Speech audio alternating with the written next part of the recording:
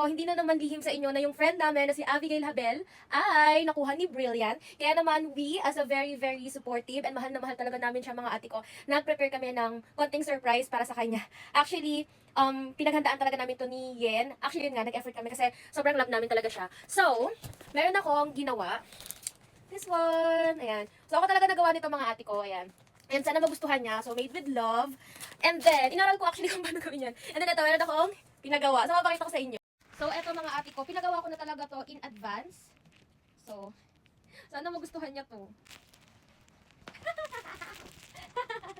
Charan! Pinagawa ko mga ate ko. Wait lang, pakita ko sa inyo.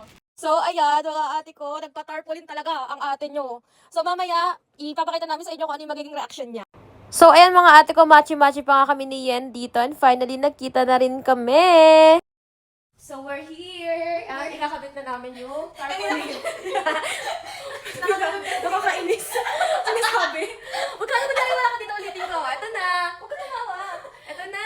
Ano ba? Huwag na nga. So, ayan, nakabit na namin siya. So, eto na guys, yung aming setup. Tadaan!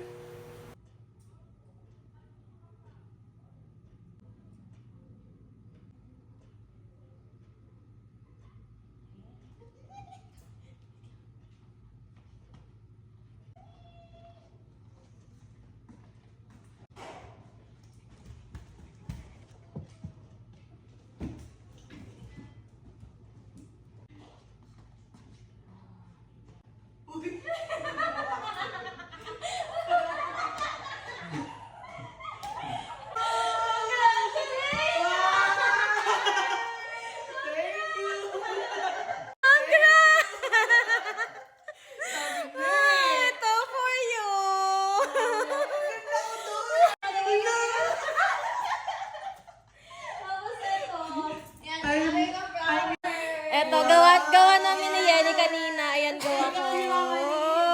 Congratulations! Ito yung batch 3.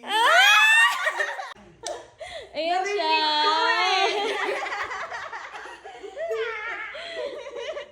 Dali na. Oo, diba? Parang yung ipa-tripod siya. Kaya ako nakita ko. Yung walang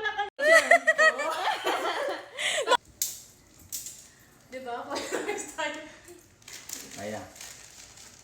1, 2, 3.